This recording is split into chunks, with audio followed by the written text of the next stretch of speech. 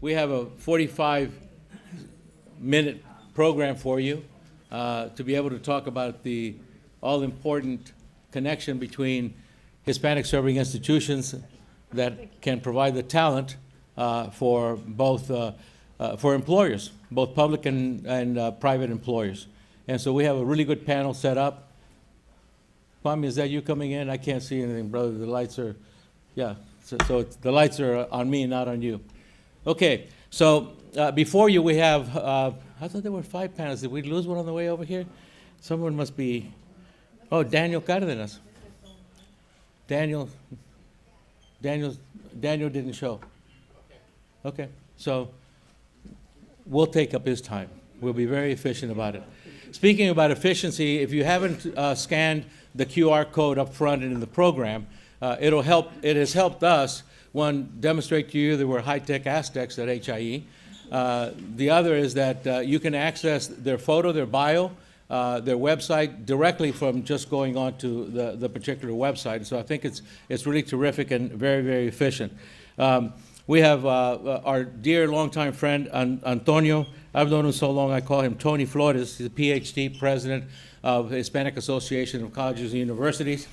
We have Maria Pia Tamburri, who's the vice president for diversity, equity, inclusion, and employee engagement at Dominion Energy. I think you need a couple of assistants with that big a title. We have Christy, Jackiwiecz, chief of minority educational institutions at DOE. And we have Frank Reyes, board member of the San Bernardino Community College District. We have some questions that we prepared for the conversation to sort of guide it along, but at the same time, we hope to leave enough time for someone, any of you, to come up with a very provocative question, because that typically gives you the best kind of results. I did want to acknowledge that already joining us for later on today, in fact, right after us, is the Honorable Congressman Bill Flores, who's here with us, a great friend of HIE, great friend of all of us who live in Texas, because he's also, I believe, is the vice chair of ERCOT, sir. Yeah, that's important. So if our lights go out, we know where to go. So let's start with that. And then I thought that one of the things that we would do is that, you know, one of the conversations that we've had throughout the day is funding for HSIs. And so we're pleased that we have a good combination of speakers. And so let me just throw out the first question, okay? I'd like to, you know, address that 800-pound gorilla on the table. What level of investment does DOE provide to minority-serving institutions? And I'd also follow it up as, is it consistent? Mm-hmm. And then it followed, is it equitable? And so I think the panelists here would be able to address that. So Christy, can I start with you? Sure. Since that is your title, right? It is.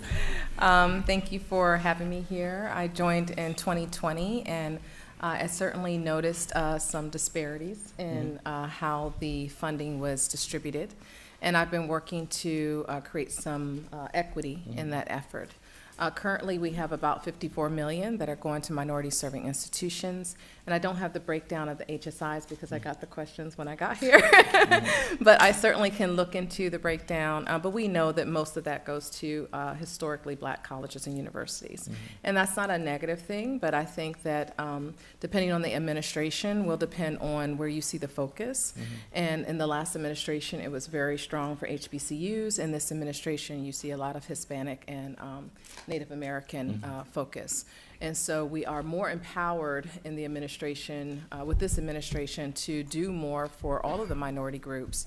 But in order to help with the disparities, I did notice that the first year that I was in the office, I started to break down my staff into groups that would focus on and have a passion for the different groups and be more engaged. So HACU was certainly part of that relationship. When the previous administration was here, we were able to work more with the Hispanic groups and trying to build more equity in those disparities. So that is an ongoing effort. I don't have a number I can give you now, but I can tell you that I care about all the minority groups. Our mandate is not just one, and Hispanics are certainly part of that importance to me.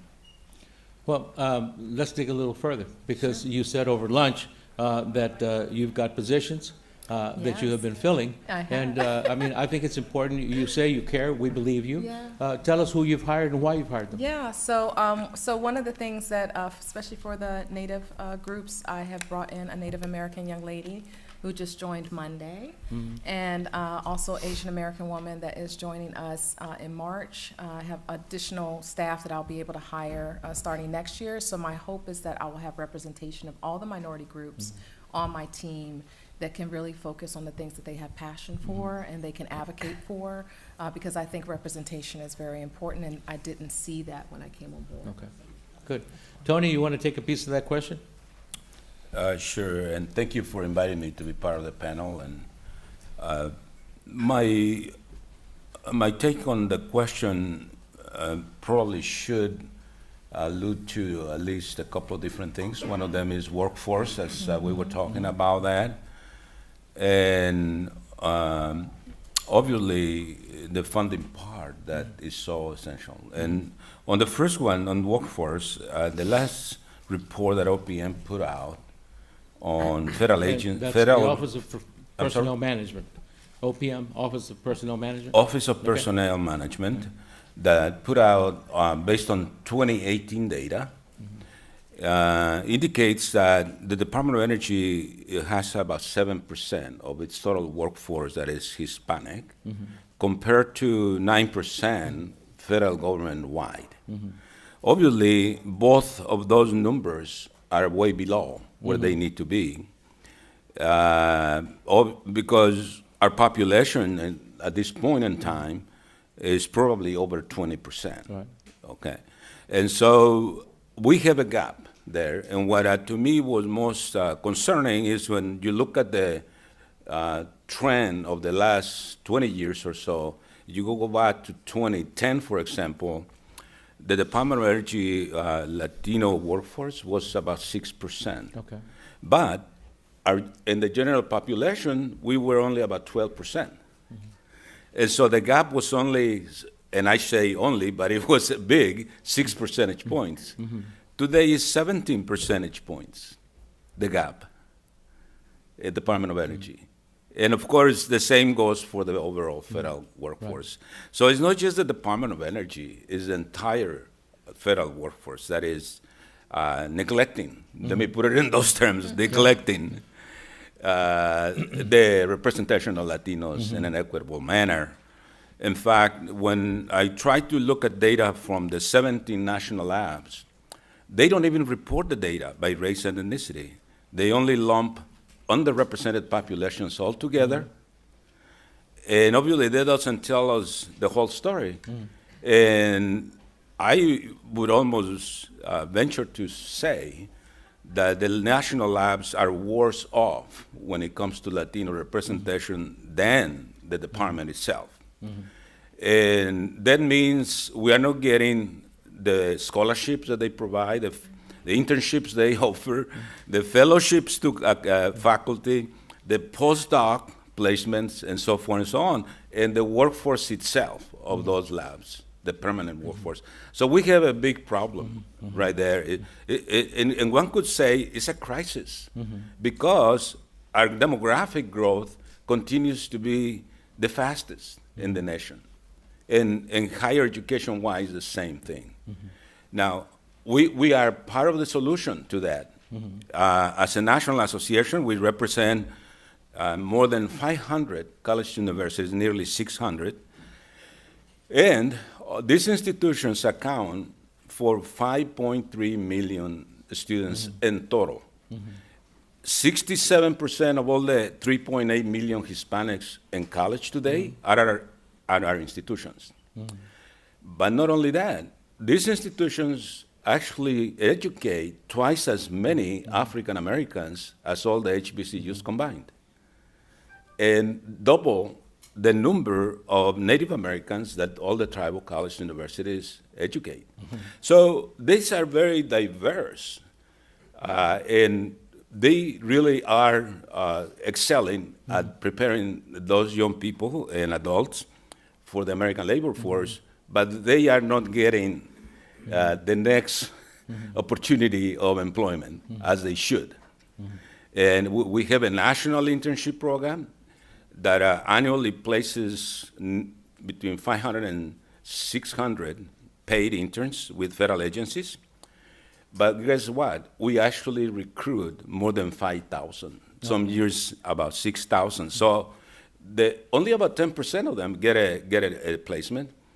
And I know that we don't have any right now with the Department of Energy. Okay. Zero.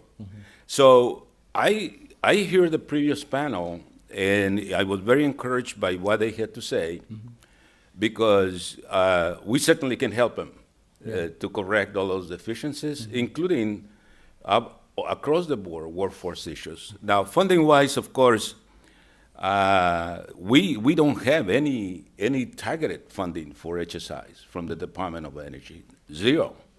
Some HSIs may be getting some money on their own, but it's not because they are HSIs. It's because they are finding their way to some money, but we don't have any initiative focused on HSIs, as other cohorts of minority serving institutions do have. And so those are very, very clearly inequities that the federal government as a whole needs to correct, and the Department of Energy in particular, and we are part of that solution as an association. So that's kind of my way of thinking about this. And, there's an expression that a friend of mine in Washington used for many years, and they used to publish a weekly newsletter called the Hispanic Link. And there was always a little section in the Hispanic Link that said, sin pelos en la lengua.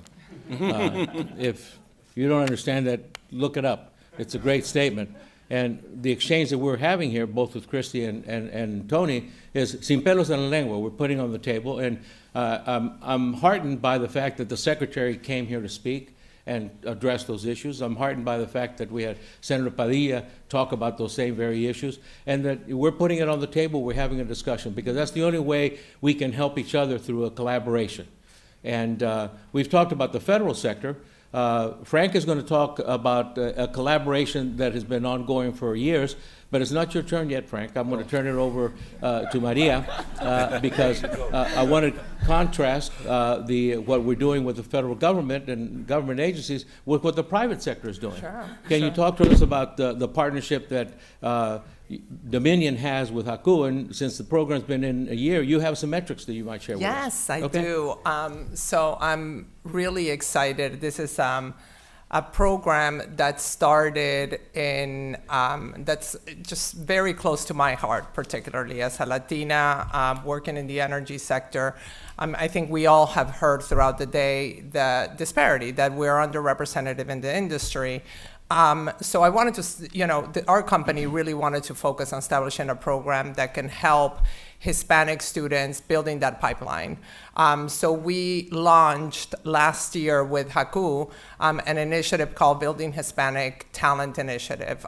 It's a $2 million, 3-year initiative that would help create with 7 schools in our footprint, one in Puerto Rico, University of Puerto Rico, Mayagüez.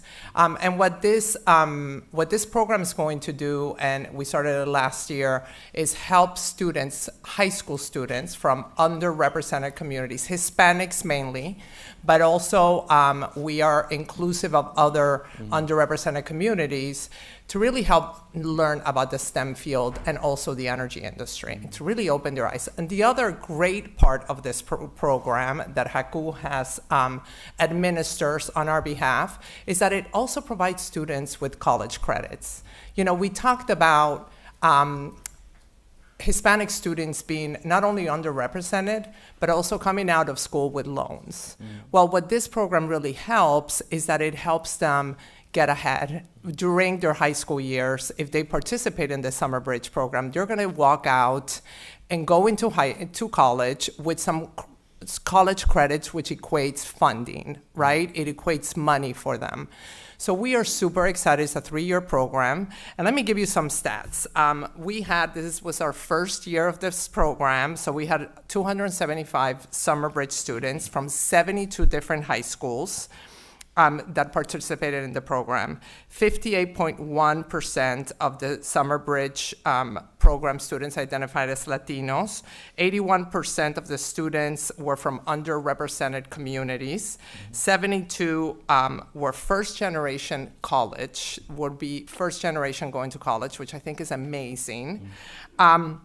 And then we also gave 955 college credits were awarded in this program. So as you can see in the metrics, and we're excited about this year because I think it's going to even be better, that we're making a difference, and we're making a big difference in the life of these students. So as we look at the pipeline of the future, we look at increasing the Hispanic talent in this industry.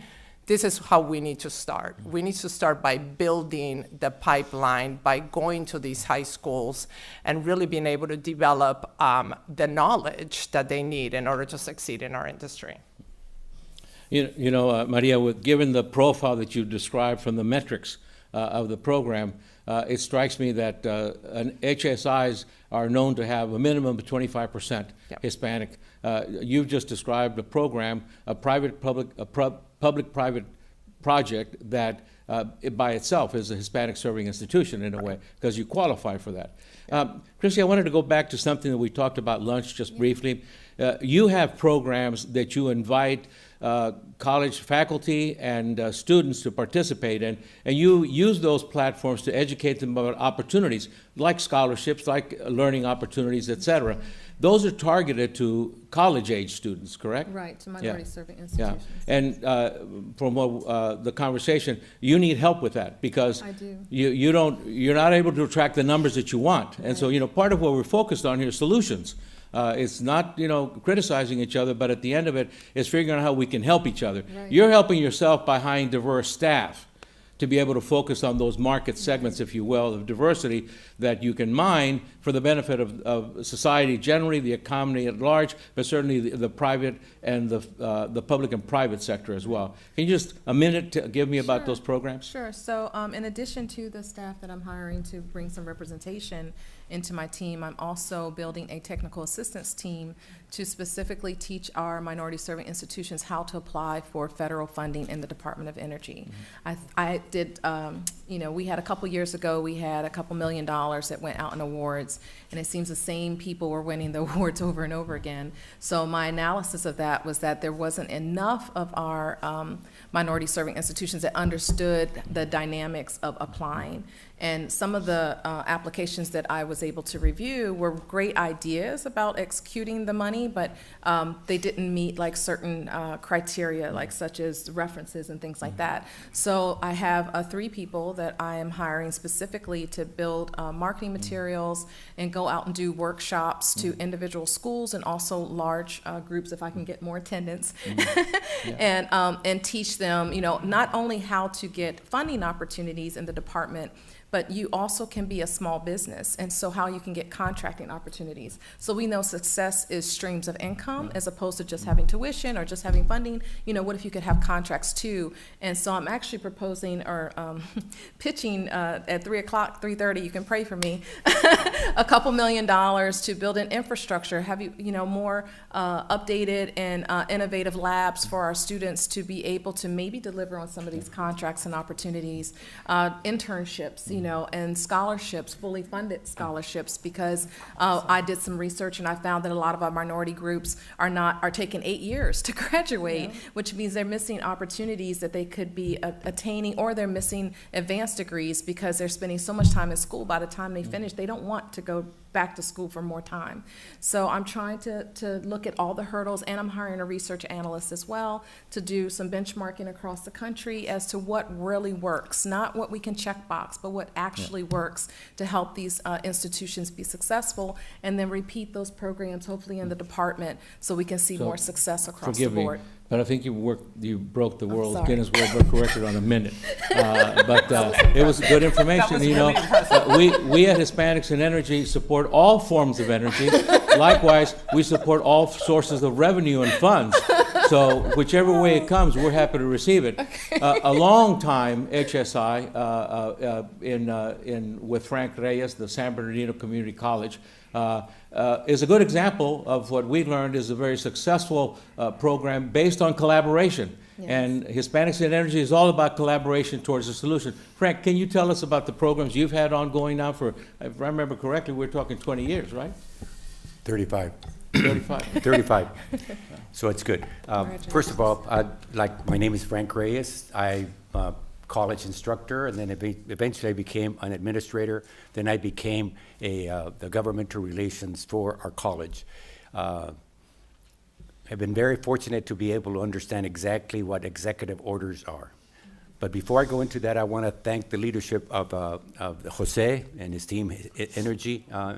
This has never been done before, which is good and it's bad, because it's taken this long to recognize the needs of the Latino community. I've been doing this for a long time, so I was here when Secretary Richardson was here, Peña was here, and so forth. And so we always take a positive approach in terms of allowing us to be positive and positive results. And it's been really difficult, especially with the Department of Education, Energy. So we have some solutions for you. We're going to bring in some solutions, and I'm serious about that because we all need to work together. I can be very outspoken, including with the President of the United States. We had several Presidents of the United States visit our campus. As a matter of fact, the Secretary of Energy was just at our campus 2 weeks ago, and we were able to get a $1.5 million for to renew contracts with clean air and the vehicles and so forth. So we were very proud of that. But later on, I found out that it was through Congressman Pete Aguilar, who's in my district, and he's the one of the minority leaders now. So it was through him. Mm-hmm. But the secretary was very good about coming and really working with us. That's what I want to do. I don't want to be very negative, because I could be. I can put people on the spot. I don't want to do that. I can put presidents on the spot. I've had President Bush and President Clinton more to wake up, to do something about what's happening in our community. So I wanted to. We got a $1.5 million, but more to come. We were the first. 1995, there was no funding for HSIs. They didn't even exist. So I had to work with our congressperson, and my congressperson was Congressman Jerry Lewis, a Republican that understood that there was no funding for HSIs. Worked really, really hard. In 1995, for the first time, we were able to get $12 million, which is really, and he called me, he says, Frank, I know it's not enough, but we're going to have to authorize it and then appropriate it. He's the chair of the appropriation, so we were able to do that. From there, we were able to do that. So for me, working with on the Hill is really important. And working with the secretaries of whether it be, we had an executive order, even with Mr. Bush and Mr. Clinton, to be able to help Hispanic serving institutions, okay? But a lot of people were not doing a lot, including the secretary. See, we can put the secretary on the spot. We don't want to do that in terms of, they have to give a report every year, and it's through the White House initiative, that they have to do that report. We want to be partners. We want to be positive. But at this time, if they were to do a report, it would be embarrassing, because I'll give you an example. We have over 569 Hispanic serving institutions, and more to come. They're just waiting. All you need to do is have 25% or more of the population being a Latino. The beautiful thing about a Hispanic serving institutions, we serve everybody, including the Native Americans, including African Americans, including women. So it's really important that we are very inclusive with that. So with that understanding, we want to be able to work with the federal agencies. And some are doing a good job, but for example, how many paid internships does the Department of Energy has? At this moment, 0. That's embarrassing. In terms of working with organizations such as HACU, and they're the driving force. I don't work for HACU, but I learned a lot of working with HACU, and this is what I've done. My community college alone, it's a little community college, because we've been involved with executive orders, because we've been involved with the elected officials, the congressional, the senator. you just heard Senator Padilla. He's a good friend of mine and my wife. He understands that we need to do better in terms of how to provide that. But through the relationship with HACU, with 30 seconds. With HACU, we've been able to get my community college alone. We've received $200 million of federal grants. That's the relationship that I would, not all of them are going to get $200 million, but, and we're lucky to be that. So that's what we can do. That's what we want to be able to do with the Department of Energy. And we don't want to put anybody on the spot here, that's for sure. Exactly. We want to be proactive. Yeah. But, Tony, earlier today we heard from Senator Padilla, and he talked about being a member of the Hispanic Serving Institution Caucus, HSI Caucus. Can you tell me how important is that? Is it important? It is critical that we have. It is very, very, very important. It is critical that we have leaders in Congress, both in the House and the Senate, advocating for these institutions, because as you look at the nation's workforce needs, well, it is projected that in the current decade, 2020 to 2030, 78% of all the new workers in the nation entering the labor force will be Hispanic. And if we want a highly competitive workforce across the country, obviously we need to increase the success rate of Hispanics in higher education, because our economy is more than ever, and more so in the future, going to be driven by knowledge and skill sets that only a high quality higher education provides. So it's absolutely important, because they can help us inject new legislative amendments and acts that have to do with all of these issues. For example, we're talking about energy. Well, we're beginning to talk to some members of Congress about how to amend that legislation so that these institutions get a fair share of those resources. And believe me, I totally understand the opportunity that this represents for our community, in the sense of not only access to government resources that they now don't have, but also about triangulating with industry. With and Maria's example of Dominion is a great one of how the private sector can also benefit from working with us, because we can customize programs that are geared to their needs in terms of labor force. Let's put aside the consumer part, which we all are. Hispanics consume energy. Hispanics pay for energy. Are we getting a reciprocal proportion of those monies back from companies that benefit from that? But I mean, that's not my cup of tea. I'm into workforce development, helping our young people and adults to advance in their educational goals. And those two caucuses, the one in the House, the one in the Senate, certainly will be extremely helpful to us in that regard, because obviously they make decisions about funding and about legislation. And we certainly look forward, and I know Congressman Bill Flores from Texas is here with us, and others might be joining later. And of course, we look forward to expanding our reach to everyone, because our caucuses, we want them to be bipartisan. And in fact, is the way we are framing them in both houses. And I want to thank you all for participating. You know, the thing is that we still have another 10 or 12 minutes to go. And so I wanted to make sure that everybody gets in.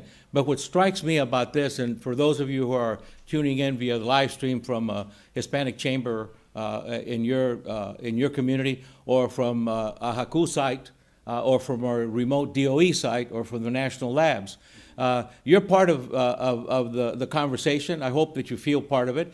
You should also feel part of being part of the solution, because post this event, HIE will be drafting an action report to to be able to share with the community and, of course, with members of Congress. And I've heard some really great examples. We have private initiative as an example to be able to address a solution.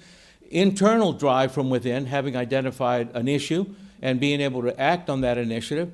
And then, of course, I mean, Tony, you're like on your own here because you've been at this for, I've known you, what, nearly 40 years? Personally? Yeah. No, not that long. He said he's not that old, but he's maybe 20. More than 25. No, More than 26. 25. Okay, well, I'll But take. 40 is a lot. Yeah, So no. But, you know, he never tires. And Jose and Tony and I are privileged to be DOE ambassadors. We were appointed by the previous administration, but we're sort of like hangers-on.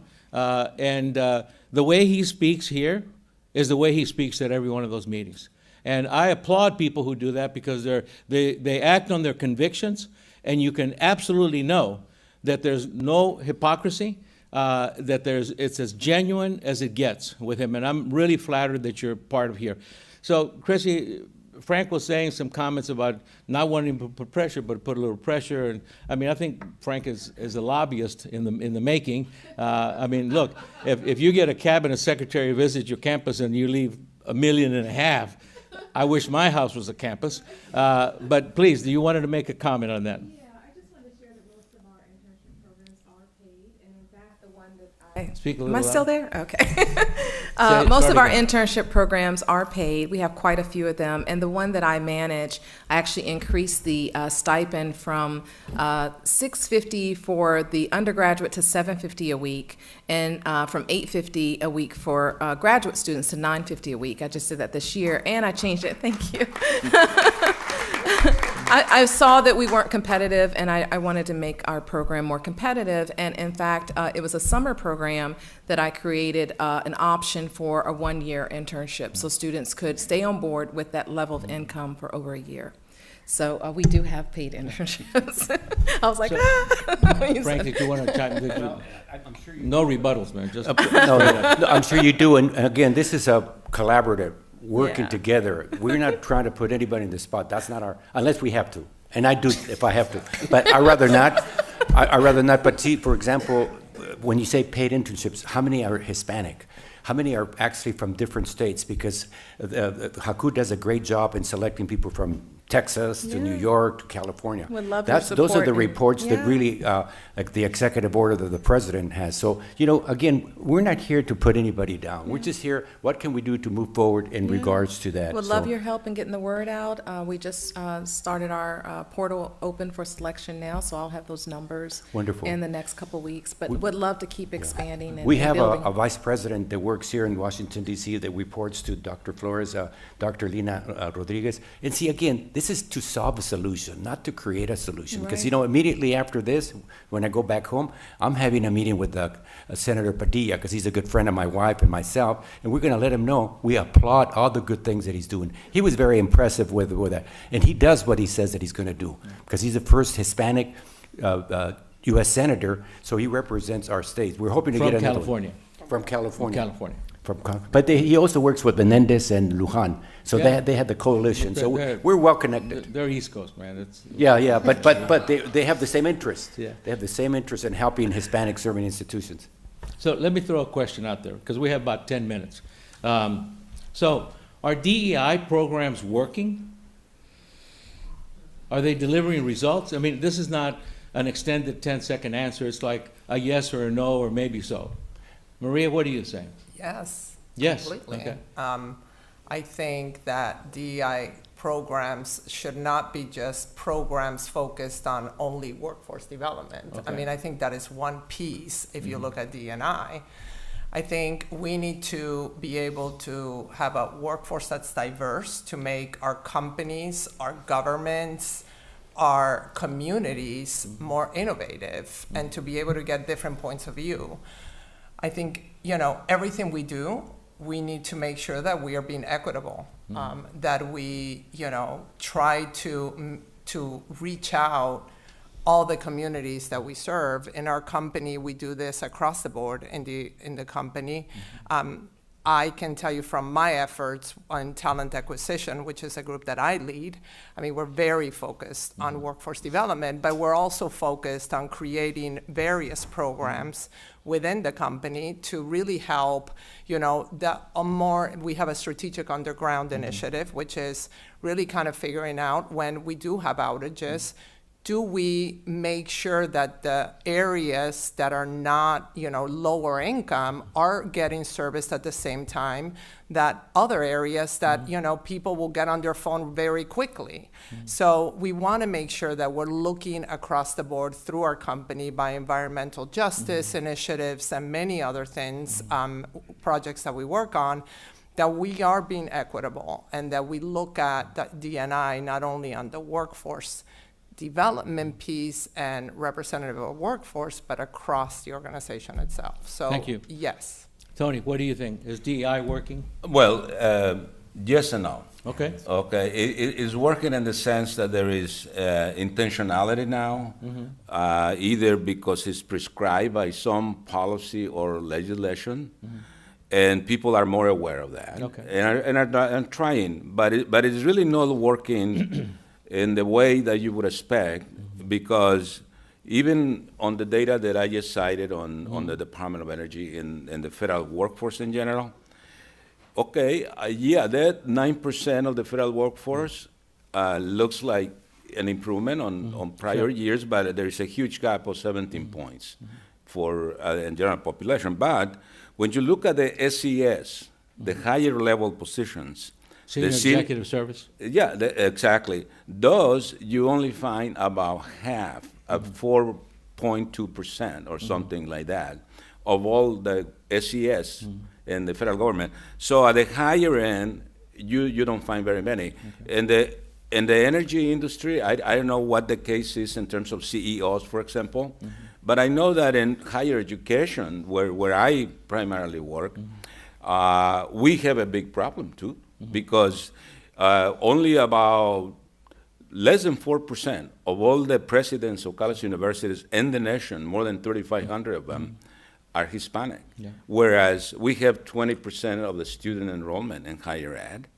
And so we, as an association, take that to heart and say, okay, not just complain, let's do something. We created a program 4 years ago to prepare deans and VPs to compete successfully for presidential appointments.